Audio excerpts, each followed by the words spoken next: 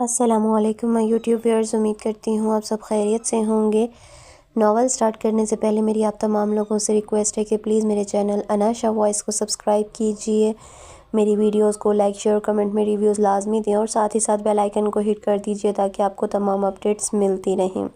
شروع کرتے ہیں اپنا ناول جینے کی وجہ، از قلم اناشا، قسط نمبر 15۔ ہفتے کی صبح تھی۔ عام دنوں میں اس وقت گھر میں ہلچل ہوتی، مگر آج خاموشی کا راج تھا۔ یونیورسٹی اور اسکول کی چھٹی ہونے کے باعث نہ حمزہ کو کہیں جانا تھا نہ دانین کو، مگر پھر بھی ایسا محسوس ہو رہا تھا جیسے وقت تھم سا گیا ہو۔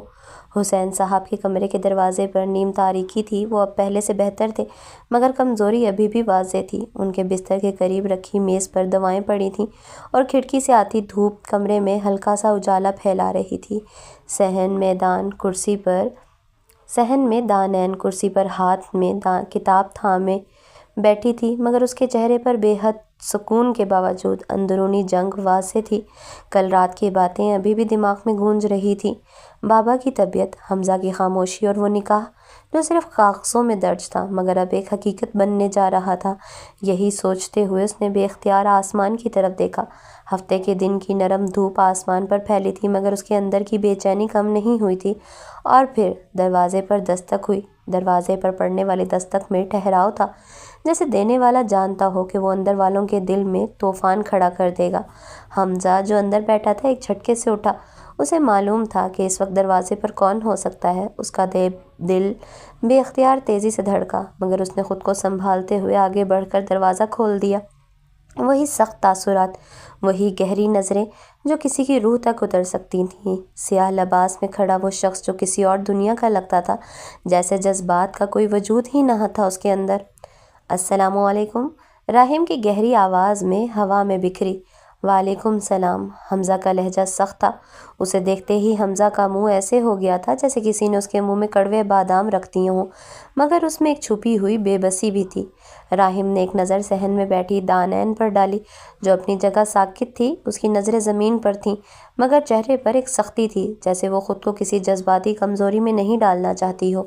یہاں کیسے آنا ہوا؟ حمزہ نے دروازے سے ہٹتے ہوئے پوچھا۔ راہیم نے ایک پل کے لیے اسے دیکھا، پھر نگاہیں ہٹا کر سیدھا بولا، جیسا کہ میں پہلے بتا کر گیا تھا کہ میں مزید انتظار نہیں کر سکتا اور مجھے دانین کی رخصتی چاہیے، تو بس میں یہی بتانے آیا ہوں کہ کل میں آؤں گا دانین کی رخصتی کے لیے۔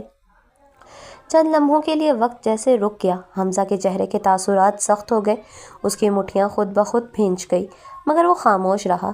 دانین نے اپنی انگلیاں سختی سے کتاب کے کنارے پر جمائیں، مگر اس نے سر نہیں اٹھایا۔ راہیم کی نظریں اس پر ٹکی تھیں، جیسے وہ اس کے چہرے سے کوئی رد عمل کھینچنے کی کوشش کر رہا ہو، مگر وہاں صرف خاموشی تھی۔ حمزہ نے گہری سانس لی اور تلخی سے بولا، میرے خیال میں آپ نے جس طرح سے نکاح کیا ہے، آپ چاہتے ہیں کہ ہم اپنی بہن کی رخصتی بھی اسی طرح سے کر دیں، تو یہ آپ کا خیال ہے کہ ہم اس طرح سے آپی کو آپ کے ساتھ بھیج دیں گے؟ راہیم نے ہلکا سا سر جھکایا، جیسے اس جواب کی توقع اسے پہلے ہو۔ یہ فیصلہ پہلے ہی ہو چکا تھا حمزہ، بس اب وقت آ گیا ہے کہ اسے پورا کیا جائے۔ حمزہ کا ضبط جیسے ٹوٹنے کے قریب تھا۔ فیصلے بدلے بھی جا سکتے ہیں، اس کی آواز میں شدید غصہ تھا۔ سورج کی نرم کرنیں صحن میں بکھرتی جا رہی تھیں، ہوا میں ہلکی سی خنکی تھی، مگر دلوں میں اضطراب کی تپش واضح تھی۔ دروازے پر کھڑے راہیم کے الفاظ ابھی بھی فضا میں معلق تھے، جیسے دیواروں میں گونج رہے ہوں۔ حمزہ کا ضبط لبوں پر کھچاؤ بن کر ظاہر ہو رہا تھا۔ دانین اب بھی اپنی جگہ ساکت بیٹھی تھی، مگر اس کی گرفت کتاب پر مزید سخت ہو گئی تھی۔ کاغذوں کے کنارے مڑ چکے تھے، جیسے کسی نے ان پر دباؤ ڈال کر ان کی ساخت بگاڑ دی ہو۔ فیصلے بدلے بھی جا سکتے ہیں، حمزہ کی آواز گونجی، سختی اور تلخی سے بھری ہوئی، اور جیسے ہی یہ الفاظ ادا ہوئے، اندرونی کمرے کا دروازہ کھلا۔ حسین صاحب کا کمزور مگر باوقار وجود دہلیز پر ابھرا۔ ان کی آنکھوں میں نیند اور دوا کا اثر جھلک رہا تھا، مگر ان کے اندر وہی پدرانہ سنجیدگی موجود تھی جو ہر مشکل وقت میں انہیں اپنی جگہ ثابت قدم رکھتی تھی۔ حمزہ، تم کس سے بحث کر رہے ہو؟ ان کا لہجہ تھکا ہوا مگر سوالیہ تھا۔ حمزہ کی مٹھیاں مزید سخت ہو گئیں، مگر اس نے تیزی سے خود پر قابو پایا اور ایک قدم پیچھے ہٹ کر دروازے میں کھڑے شخص کی طرف اشارہ کیا۔ راحم بھائی آئے ہیں۔ رخصتی کی بات کرنے ایک پل کے لیے سناٹا چھا گیا۔ حسین صاحب کی نظریں اس شخص پر پڑیں جو خود کو ایک مضبوط دیوار کی طرح سب کے سامنے کھڑا رکھے ہوئے تھا۔ سیاہ لباس میں ملبوس، چہرے پر سر تاثرات اور آنکھوں میں وہی بے لچک سختی جو کسی بھی دلیل کو توڑنے کی طاقت رکھتی تھی۔ حسین صاحب نے ایک گہری سانس لی اور دروازے سے ہٹ کر بولے، اندر آؤ، بیٹھ کر بات کرتے ہیں۔ راحم کے چہرے پر ایک پل کے لیے خاموشی در آئی، پھر وہ آگے بڑھا جیسے اسے یقین تھا کہ یہی ہونا تھا۔ حمزہ دانت پیستے ہوئے ایک طرف ہٹ گیا اور راحم اندر داخل ہو گیا۔ کمرے میں خاموشی تھی۔ حسین صاحب کرسی پر بیٹھے اور راحم نے ان کے سامنے جگہ لے لی۔ صحن میں بیٹھی دانین نے کتاب بند کر کے میز پر رکھ دی، مگر وہ اب بھی اپنی جگہ سے نہیں ہلی تھی۔ میں کل دانین کی رخصتی کے لیے آ رہا ہوں۔ راحم کے الفاظ پھر سے گونجے۔ اس کی آواز میں وہی ٹھہراؤ تھا جیسے وہ کسی فیصلے کا اعلان کر رہا ہو، نہ کہ کوئی گزارش۔ حسین صاحب کی آنکھوں میں ایک چمک ابھری جیسے وہ اس بات پر بے یقینی کا شکار ہوں۔ وہ سیدھے ہوئے اور بولے، بیٹیوں کو اس طرح رخصت نہیں کیا جاتا راحم بیٹا۔ راحم نے پلکیں نہیں جھپکائیں۔ یہ پہلے ہی طے ہو چکا ہے حسین صاحب، نکاح ہو چکا ہے، میں مزید انتظار نہیں کر سکتا۔ انتظار؟ حسین صاحب کے لہجے میں ایک حیرانی تھی۔ نکاح تم نے کن حالات میں کیا تھا یہ مت بھولو۔ تم نے ہماری بیٹی سے نکاح کیا، مگر کیا اسے عزت دی؟ کیا اسے اپنا مانا؟ راحم کی نظریں سیدھی تھیں جیسے وہ کسی دلیل کا محتاج نہ ہو۔ میں عزت دوں گا، اپنا مانوں گا، مگر میں فارمیلٹی نہیں چاہتا۔ میں ایک نکاح کے بعد کوئی دوسرا نکاح، کوئی رخصتی کی تقریب، کوئی غیر ضروری رسومات نہیں چاہتا۔ میں بس دانین کو اپنے ساتھ لے جانا چاہتا ہوں۔ کمرے میں موجود ہر شخص جیسے کچھ لمحوں کے لیے سانس لینا بھول گیا۔ حمزہ کی آنکھوں میں ایک شعلہ سا بھڑکا، مگر حسین صاحب نے ہاتھ اٹھا کر اسے روک دیا۔ بیٹیوں کی رخصتی کوئی معمولی بات نہیں ہوتی راحم، یہ ایک ذمہ داری ہے، ایک حق ہے جو ہم ادا کرتے ہیں۔ آپ اسے یوں زبردستی نہیں لے جا سکتے۔ راحم نے سر جھکایا جیسے وہ اس جواب کی توقع کر رہا تھا، پھر اس نے دھیرے سے سر اٹھایا اور ایک پل کے لیے خاموشی سے حسین صاحب کو دیکھا۔ میں زبردستی نہیں کر رہا حسین صاحب، میں اپنا حق مانگ رہا ہوں۔ یہ جملہ کمرے میں بجلی کی طرح گرا۔ دانین نے پہلی بار نظریں اٹھائیں، مگر اس کا چہرہ سپاٹ تھا، آنکھوں میں کوئی جذبات نہیں تھے، جیسے وہ پہلے سے ہی یہ سب سننے کے لیے تیار بیٹھی تھی۔ حسین صاحب کے چہرے پر گہری لکیریں نمودار ہوئیں۔ انہوں نے ایک لمحے کے لیے آنکھیں بند کیں جیسے اندرونی کشمکش سے گزر رہے ہوں، پھر انہوں نے لمبی سانس لی اور کرسی کی پشت سے ٹیک لگا لی۔ کمرے میں ایک طویل خاموشی چھا گئی اور پھر دھیرے سے حسین صاحب نے سر ہلایا۔ ٹھیک ہے۔ حمزہ کا چہرہ فک ہو گیا۔ بابا؟ نہیں حمزہ، حسین صاحب نے سختی سے اسے روکا۔ یہ فیصلہ میں نے کر لیا ہے، اگر نکاح ہو چکا ہے تو رخصتی بھی ہوگی۔ حمزہ نے غصے سے دانت پیسے مگر کچھ کہہ نہیں سکا۔ راحم نے ہلکا سا سر جھکایا جیسے یہ جواب سن کر اسے سکون ملا ہو۔ میں کل آؤں گا، یہ کہتے ہوئے وہ اٹھا، اپنی سیاہ کوٹ کے بٹن بند کیے اور پلٹ کر دروازے کی طرف بڑھ گیا۔ دانین نے کوئی لفظ نہیں کہا، کوئی رد عمل نہیں دیا۔ وہ اسی طرح بیٹھی رہی جیسے یہ سب اس کے لیے پہلے ہی طے شدہ ہو، اور جب دروازہ بند ہوا تو حسین صاحب نے آنکھیں بند کر کے لمبی سانس لی۔ کل ایک نئی صبح تھی اور اس کے ساتھ دانین کے لیے ایک نیا سفر۔ دوپہر کا وقت تھا، سورج کی روشنی کھڑکیوں سے اندر آ رہی تھی اور ہلکی ہلکی ہوا گارڈن میں لگے درختوں کے پتوں کو ہلا رہی تھی۔ شاہ ہاؤس میں آج کچھ غیر معمولی خاموشی تھی، اور اس خاموشی کا راز اس وقت سے تھا جب سے ماہنور کو اپنے نکاح کا معلوم ہوا تھا۔ نہیں تو یہ گھر ہمیشہ ماہنور یا پریشے کی چہچہاہٹ سے گونجتا رہتا تھا۔ ڈرائنگ روم کی نفیس قالین پر ہلکی ہلکی دھوپ پڑ رہی تھی اور وہاں بیٹھے تمام افراد کے چہروں پر ایک خاص سنجیدگی چھائی ہوئی تھی۔ سامنے والے صوفے پر سکندر صاحب اور مریم بیگم بیٹھے تھے اور ان کے چہرے پر وہی باوقار نرم تاثر تھا جو ہمیشہ رہا تھا۔ مریم بیگم کی شخصیت جتنی شفیق دکھتی تھی، ان کی آنکھوں میں اتنی ہی گہری چمک تھی۔ ڈرائنگ روم میں موجود افراد میں ایک خاموشی سی طاری تھی۔ آغا جان اپنے مخصوص انداز میں اپنی جگہ بیٹھے تھے، چہرے پر سنجیدگی کے وہی نقوش تھے جو ہر اہم موقع پر نمایاں ہوتے تھے۔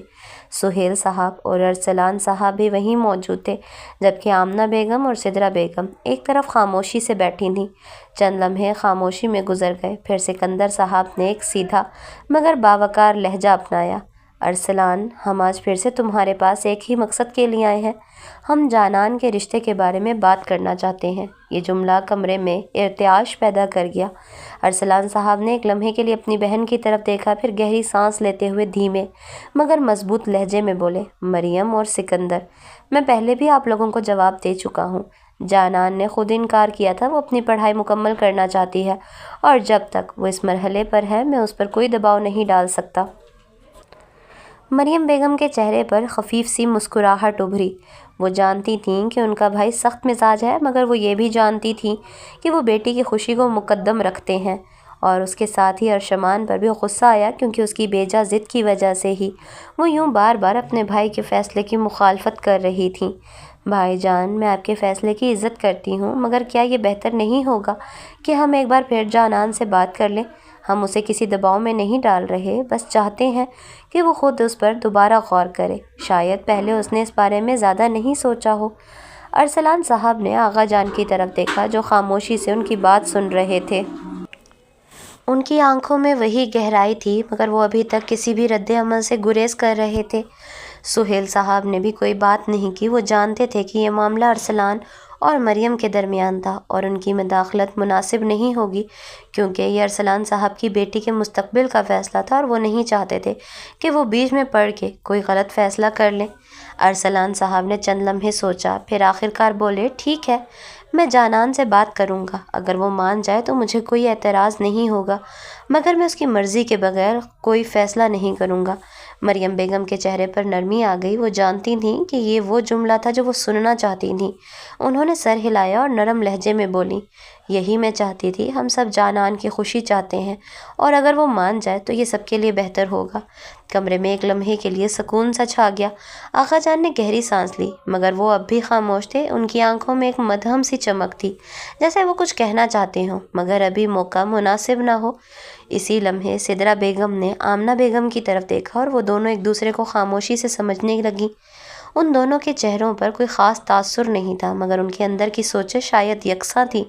وہ شاید جانتی تھیں کہ جانان کی طرف سے دوبارہ انکار ہی ہوگا، اور وہ دونوں یہ نہیں چاہتی تھیں کہ ان رشتوں کی وجہ سے بھائی بہن کے رشتے میں کوئی دراڑ آئے۔ کچھ دیر بعد کھانے کا دور چل نکلا۔ سرونٹس کھانے کی ٹرے لے کر آ رہے تھے اور میز پر ایک عمدہ دعوت سج چکی تھی۔ گرم گرم کھانے کی خوشبو پورے ہال میں پھیل رہی تھی۔ سب افراد کھانے کی میز پر بیٹھ چکے تھے۔ کھانے کے دوران عام بات چیت ہونے لگی۔ سکندر صاحب نے سیاست پر کوئی تبصرہ کیا، جس پر سہیل صاحب نے سر ہلا کر اتفاق کیا۔ مریم بیگم اور آمنہ بیگم کھانے کی چیزوں پر ہلکی پھلکی گفتگو کرنے لگیں، جبکہ ارسلان صاحب زیادہ تر خاموش رہے۔ جانان ابھی تک کمرے میں ہی تھی، اسے اس ملاقات کے بارے میں زیادہ علم نہیں تھا، مگر اب ارسلان صاحب کو یہ بات کرنی تھی اور یہی وہ لمحہ تھا جس کا سب کو انتظار تھا۔ مگر اس لمحے تک سب کچھ بس خاموشی میں چل رہا تھا، مگر اس کے بعد کیا ہونے والا تھا اس کا فیصلہ بھی باقی تھا۔ سکندر صاحب اور مریم بیگم کے جانے کے بعد پورے گھر میں ایک گہری خاموشی پھیل گئی تھی۔ نوکروں کی ہلکی پھلکی سرگوشیاں بھی کہیں دب گئی تھیں۔ جانان نے کھڑکی سے باہر جھانکا۔ رات کا اندھیرا ہر طرف پھیل چکا تھا، مگر اس کے اندر جو بے چینی تھی وہ کسی بھی اندھیرے سے زیادہ گمبھیر تھی، کیونکہ ابھی رات کے کھانے پر ہی اسے تھوڑا بہت معلوم ہو چکا تھا سکندر صاحب اور مریم بیگم کے آنے کی وجہ، اور اس نے سوچ بھی لیا تھا کہ وہ کیا جواب دے گی۔ وہ کبھی بھی نہیں چاہتی تھی کہ وہ اپنی زندگی ارشمان جیسے انسان کے ساتھ گزارے جس کی نظر میں سامنے والے کی کوئی وقت نہیں ہے۔ وہ آہستہ قدموں سے چلتی ہوئی بیڈ کے کنارے آ کر بیٹھ گئی۔ سوچوں کا ایک طوفان تھا جو رکنے کا نام نہیں لے رہا تھا، مگر اچانک سائڈ ٹیبل پر رکھا فون روشن ہوا۔ ارشمان، سکندر۔ جانان کے ہاتھ لمحے بھر کو ساکت ہو گئے۔ وہ نظریں چرا کر دوسری طرف دیکھنے لگی، جیسے فون نہ دیکھنے سے کال خود بخود بند ہو جائے گی۔ فون بجتا رہا یہاں تک کہ وہ بند ہو گیا، مگر سکون کے وہ چند لمحے زیادہ دیر برقرار نہیں رہے۔ اسکرین ایک بار پھر روشن ہوئی، مگر اس بار ایک میسج کے ساتھ، کال اٹھاؤ ورنہ میں خود آ رہا ہوں، اور میرے آنے کے بعد بات صرف گفتگو کی حد تک محدود نہیں رہے گی، یہ تم بہتر جانتی ہو۔ جانان کی انگلیاں بے اختیار فون کی طرف بڑھیں۔ اگلے ہی لمحے اس نے کال ریسیو کر لی۔ بالآخر آپ نے میری کال اٹھا ہی لی۔ ارشمان کی گہری، دھیمے مگر کاٹدار لہجے میں کہی گئی بات سیدھی جانان کے دل میں اتری۔ آپ کو کیا چاہیے؟ جانان نے سختی سے کہا۔ جو میرا ہے وہ چاہیے۔ دوسری طرف سے اتنے ہی پرسکون انداز میں جواب آیا، آپ کا مجھ پر کوئی حق نہیں ہے۔ جانان کے لہجے میں برف جیسی ٹھنڈک تھی، مگر ارشمان کو شاید اس کی پرواہ نہیں تھی۔ واقعی؟ ارشمان ہلکا سا ہنسا۔ تو کیا میں یہ سب کو بتا دوں کہ ہم دونوں کا نکاح ہو چکا ہے؟ جانان کی سانسیں چند لمحوں کے لیے رک گئیں۔ یہ جھوٹ ہے، اس کے لبوں سے بامشکل نکلا، مگر اس کی آواز میں وہ اعتماد نہیں تھا جو ہونا چاہیے تھا۔ جھوٹ؟ ارشمان کا لہجہ بے حد دھیما تھا، مگر اس کی گہرائی میں چھپا خطرہ صاف محسوس ہو رہا تھا۔ جانان، تم اچھی طرح جانتی ہو کہ میں مذاق نہیں کر رہا۔ اگر تم نے سب کے سامنے رشتہ قبول نہ کیا تو مجھے کوئی مسئلہ نہیں ہوگا سب کو سچ بتانے میں۔ آپ ایسا نہیں کر سکتے، جانان نے بے یقینی سے کہا۔ اس کے ہاتھ کی گرفت فون پر سخت ہو چکی تھی۔ میں سب کچھ کر سکتا ہوں، اور تم مجھے جانتی ہو۔ میں صرف ایک بار کہتا ہوں، قبول ہے یا نہیں؟ جانان نے بے یقینی سے آنکھیں بند کر لی۔ وہ جانتی تھی کہ ارشمان جو کہتا ہے وہ کرتا ہے۔ اگر اس نے انکار کیا تو اگلے ہی لمحے سارا سچ سب کے سامنے آ جائے گا، اور وہ یہ رسوائی نہیں جھیل سکتی تھی۔ وہ سرگوشی میں بولی، ٹھیک ہے، میں بابا جانی کو اس رشتے کے لیے ہاں کر دوں گی۔ اور یہ الفاظ ادا کرتے ہی اسے ایسا لگا جیسے کوئی بہت بڑا بوجھ اپنے سر پر ڈال چکی ہو۔ دوسری طرف چند لمحوں کے لیے خاموشی چھا گئی، پھر ارشمان کی سرگوشی نما آواز ابھری، گڈ گرل۔ فون بند ہو چکا تھا، مگر جانان کی دنیا ایک پل میں اندھیر ہو گئی تھی۔ وہ جانتی تھی اب اس کے لیے کوئی راہ فرار نہیں بچی، اس لیے اپنے آپ کو قسمت کے فیصلوں پر چھوڑ دیا۔ لبوں پہ شکایت، نظر میں سوال تھا۔ دل کا وہ موسم بھی کتنا کمال تھا، جو سوچا نہ تھا وہی ہو گیا۔ یہ لمحہ بھی شاید مقدر میں حال تھا۔ از قلم اناشا۔ رات کا سناٹا تھا، ہلکی ہوا کے جھونکے کھڑکی کے پردوں کو سرسراتے ہوئے ہلکا سا شور پیدا کر رہے تھے۔ کمرے میں ہلکی روشنی تھی، لیکن وہ روشنی بھی ماحول کے سکوت میں ڈوبی ہوئی محسوس ہو رہی تھی۔ آمنہ بیگم کے جانے کے بعد وہ کچھ دیر یوں ہی خاموش بیٹھی رہی۔ دودھ کا گلاس اب بھی میز پر رکھا تھا، وہ چاہ کر بھی ایک گھونٹ نہیں پی سکی تھی۔ اپنی الجھنوں میں گھری وہ آہستہ سے اٹھ کر کھڑکی کے قریب آئی۔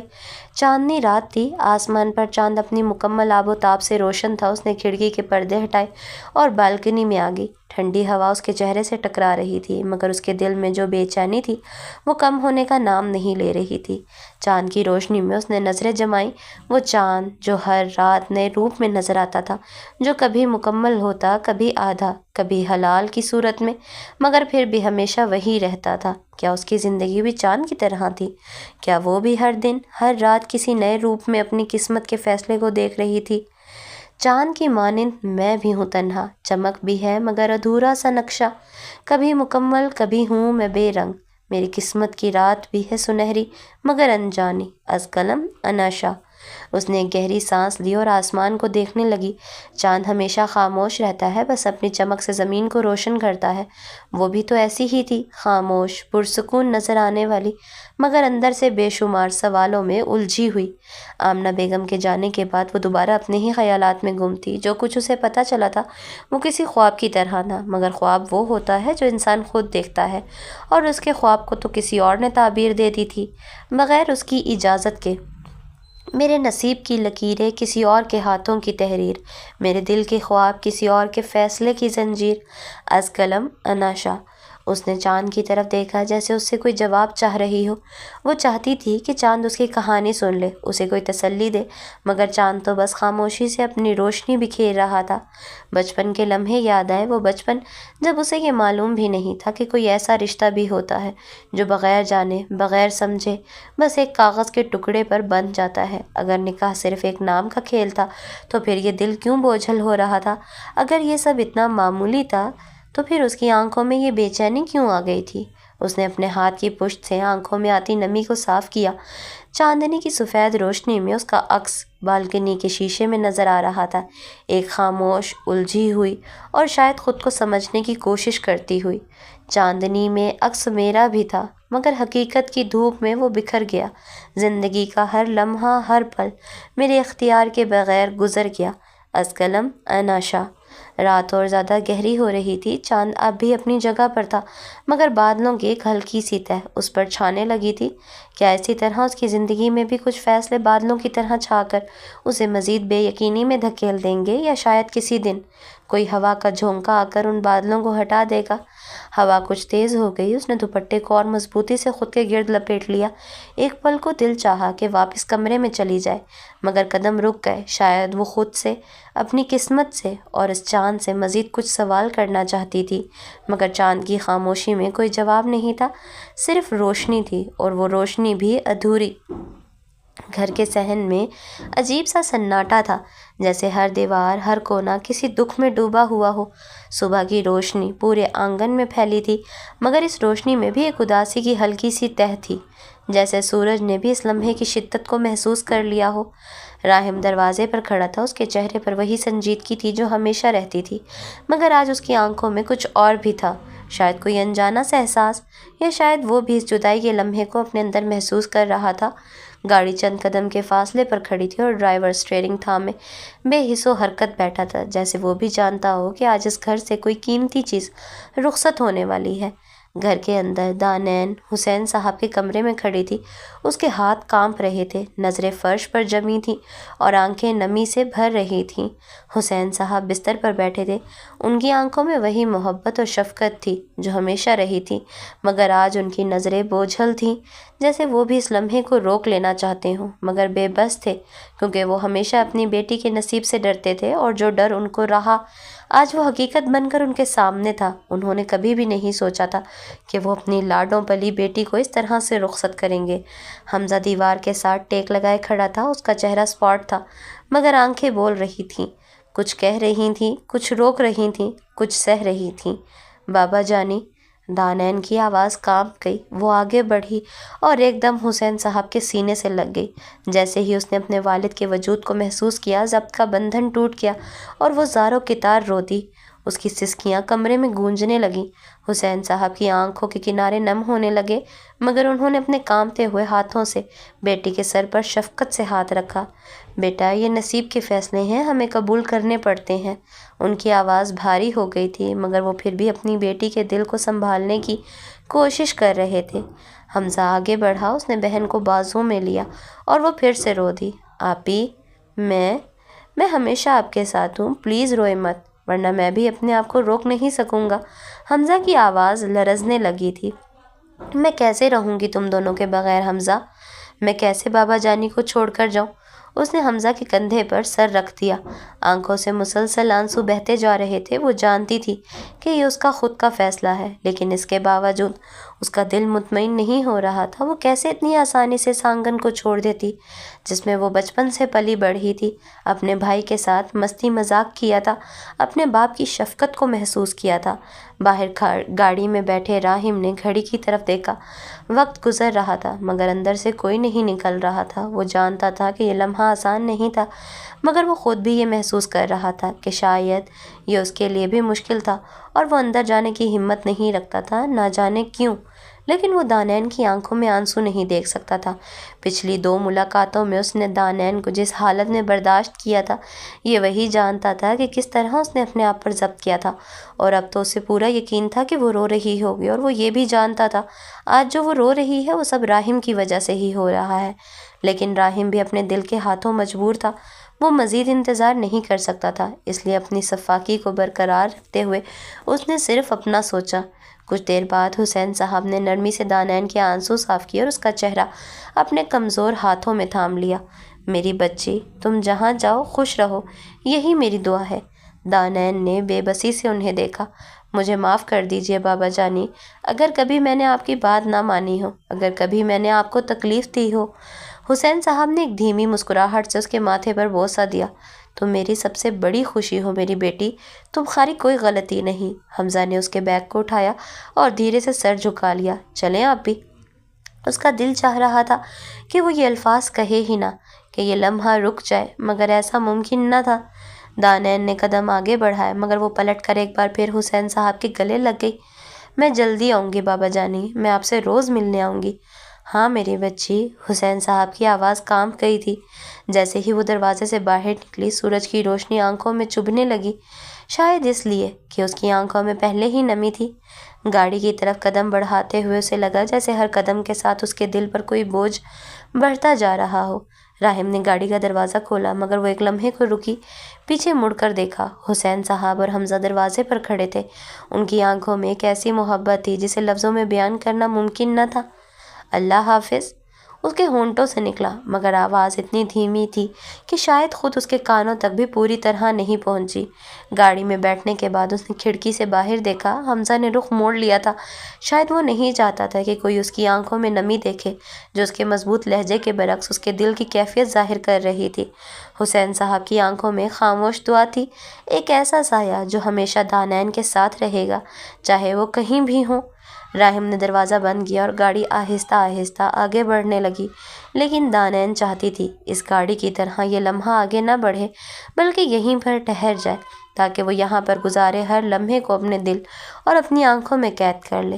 گھر کا دروازہ، وہ درخت جس کے نیچے بیٹھ کر وہ بابا جانی کے ساتھ چائے پیا کرتی تھی، وہ راہداری جہاں سے گزرتے ہوئے حمزہ اکثر اسے چھیڑتا تھا، سب کچھ نظروں کے سامنے تھا، مگر اب فاصلہ بڑھتا جا رہا تھا۔ تم ٹھیک ہو؟ راہم کی دھیمی آواز سنائی دی۔ دانین نے سر جھکایا اور آنکھوں سے ٹپکنے والے آنسوؤں کو چھپانے کی ناکام کوشش کی۔ ہاں، وہ بمشکل کہہ پائی۔ گاڑی حسین صاحب کے گھر سے دور جا چکی تھی، مگر اس کے دل کا ایک حصہ وہیں کہیں رہ گیا تھا۔ وہ جانتی تھی کہ وہ دوبارہ لوٹے گی، مگر اب سب کچھ پہلے جیسا نہیں ہوگا۔ راہم نے ایک نظر اس کے چہرے پر ڈالی۔ وہ کچھ کہہ سکتا تھا، شاید کچھ تسلی دے سکتا تھا، مگر الفاظ کی ضرورت ہی کب تھی؟ بعض اوقات خاموشی ہی سب سے بڑی زبان بن جاتی ہے۔ سڑک پر چلتی گاڑی کے اندر بیٹھے دونوں لوگ الگ الگ سوچوں میں گم تھے۔ دانین کے دل میں اپنے بابا جانی اور حمزہ کی یادیں تھیں، اور راہم کے چہرے پر ایک ایسی سنجیدگی تھی جسے سمجھنا شاید خود اس کے لیے بھی آسان نہ تھا۔ گھر کی مین انٹرنس پر گاڑی رکی تو باہر قدم رکھتے ہی دانین کے وجود میں ایک عجیب سی گھبراہٹ سرایت کر گئی۔ شاہ ہاؤس، یہ نام کسی انجانے خوف کی طرح اس کے دماغ میں گونجنے لگا۔ وہ اپنی جگہ ساکت ہو گئی، جیسے زمین نے اسے جکڑ لیا ہو۔ راہم جو اس کے برابر چل رہا تھا رک کر اسے دیکھنے لگا۔ چلو دانین، تم تھک گئی ہوگی، ابھی سب سے ملنا بھی ہے تو تھوڑا ٹائم لگ جائے گا۔ یہ کہتے ہی راہم نے اپنے قدم آگے بڑھائے، جبکہ اس کے ساتھ چلتے ہوئے دانین کی آنکھیں اس وسیع و عریض حویلی نما گھر کو دیکھ کر حیرت میں گم ہو چکی تھیں۔ گیٹ کے دونوں طرف لگے بلند و بالا درخت ہوا میں ہل رہے تھے۔ گارڈن کے بیچوں بیچ ماربل کی بنی راہداریاں تھیں جن پر چلتے ہوئے کسی شاہی محل کا گمان ہوتا تھا۔ فوارے دھیرے دھیرے پانی اچھال رہے تھے اور ہوا میں گلاب اور چنبیلی کی ملی جلی خوشبو رچی ہوئی تھی۔ وہ جانتی تھی کہ راہم امیر آدمی ہے، مگر وہ یہ نہیں جانتی تھی کہ وہ شاہ ہاؤس میں رہتا ہے۔ یہ وہی جگہ تھی جہاں وہ پہلے آ چکی تھی، ایک بار، بس ایک بار۔ کسی اور کے کہنے پر اس کا دل ایک لمحے کے لیے تھم سا گیا۔ راہم؟ اس کی آواز مدھم تھی، جیسے خود اپنے اندر کہیں کھو گئی ہو۔ راہداری ختم ہوتے ہی ان کے سامنے ایک وسیع و عریض حویلی کھڑی تھی۔ اونچے ستون، لکڑی کے نقش و نگار سے سجے دروازے اور کھڑکیوں پر گہرے رنگ کے پردے، یہ سب کچھ اس کی آنکھوں میں بس کیا تھا۔ مرکزی دروازہ اتنا بڑا تھا کہ جیسے کسی بادشاہی محل میں داخل ہو رہے ہوں۔ راہم نے دروازہ دھیرے سے کھولا۔ اندر قدم رکھتے ہی چمکتے ہوئے سنگ مرمر کے فرش نے دانین کی آنکھیں چندھیا دیں۔ اندرونی دیواروں پر سنہری کام تھا، اور ایک طرف ایک وسیع و عریض جھاڑ فانوس چھت سے لٹک رہا تھا جس کی روشنی پورے ہال کو منور کر رہی تھی۔ دیواروں پر آویزہ تصویریں شاید اس خاندان کے بزرگوں کی تھی جو شان و شوکت کی کہانی بیان کر رہی تھیں۔ سامنے ایک بڑا ڈرائنگ روم تھا جہاں جدید اور قدیم طرز کے فرنیچر کا حسین امتزاج تھا۔ صوفے مہنگے اور آرام دہ لگ رہے تھے، جیسے کسی شاہی خاندان کے فرد کے لیے بنائے گئے ہوں۔ ایک طرف شیشے کی بڑی سی الماری میں قیمتی نوادرات اور کتابیں سجی ہوئی تھیں۔ راہداری سے گزر کر وہ دونوں آگے بڑھے۔ ایک طرف ایک وسیع لاؤنج تھا جہاں بڑی کھڑکیوں سے روشنی اندر آ رہی تھی۔ دیواروں پر نصب لیمپ مدھم روشنی پھیلا رہے تھے جس سے جگہ کا حسن مزید بڑھ گیا تھا۔ نیچے 5 بڑے کمرے تھے، ہر کمرہ الگ طرز کا، اپنی الگ پہچان رکھتا ہوا۔ ایک طرف ایک بڑا ڈائننگ ہال تھا جہاں لمبی میز پر کرسیاں ترتیب سے رکھی تھیں اور کونے میں شیشے کی بنی الماری میں بیش قیمت کراکری رکھی تھی۔ اوپر جانے کے لیے چمکتی ہوئی لکڑی کی سیڑھیاں थी जो दो तरफ तकसीम हो रही थीं। ऊपर तकरीबन 7 कमरे थे, हर कमरा किसी होटल के लग्जरी स्वीट से कम न था। एक तरफ राहिम का कमरा था जो सबसे अलग और नुमाया मालूम हो रहा था। चूँकि इससे पहले वो शाह हाउस आ चुकी थी, इसलिए वो तकरीबन इस घर को पहले से जानती थी, क्योंकि महानूर, परीशे, जानान ने उस दिन भी उसे पूरा घर दिखाया था और साथ ही बताया था कि राहिम और अजलान के कमरे में जाने की किसी को इजाज़त नहीं है। इसलिए उसने शाह हाउस में सिर्फ ये 2 कमरे ही नहीं देखे थे, बाकी तकरीबन उसने पूरा शाह हाउस देखा हुआ था। दानैन की नज़रें अभी भी हर चीज़ को हैरत से देख रही थीं। ये सब कुछ पहले भी देखा था, लेकिन वो इस बात पर यकीन नहीं करना चाहती थी। ये किसका घर है? उसने बेख्तियार पूछा। राहिम बेख्तियार दानैन की आवाज़ पर रुका, एक नज़र उस पर डाली और फिर कहा, मेरा। राहिम की बात सुनते दानैन का दिल ज़ोर से धड़का। ये शाह हाउस? उसके लब काम पे। हाँ। राहिम ने बिना दानैन के लहजे पर गौर किए यकलफ्ज़ी जवाब दिया। एक पल के लिए दानैन की सांसें जैसे रुक सी गईं। ये वही जगह थी जहाँ वो एक बार पहले आ चुकी थी। उसे कोई बदगुमानी नहीं हुई थी, बल्कि जैसा वो सोच रही थी सब कुछ वैसा ही था। महानूर, उसका दिमाग जैसे एक झटके से रोशन हुआ। आप महानूर के भाई हैं? यहाँ होती है हमारी आज की एपिसोड का इख्तिताम। उम्मीद करती हूँ कि आपको आज की एपिसोड पसंद आई होगी। मज़ीद इस नावल को पढ़ने के लिए प्लीज़ मेरे चैनल अनाशा वॉइस को सब्सक्राइब कीजिए। मेरी वीडियोस को लाइक, शेयर, कमेंट में रिव्यूज़ लाजमी दें और साथ ही साथ बेल आइकन को हिट कर दीजिए ताकि आपको तमाम अपडेट्स वक्त पर मिलती रहें। इंशाल्लाह जल्द मिलेंगे इसी नावल की नेक्स्ट एपिसोड के साथ। तब तक के लिए अल्लाह हाफिज़।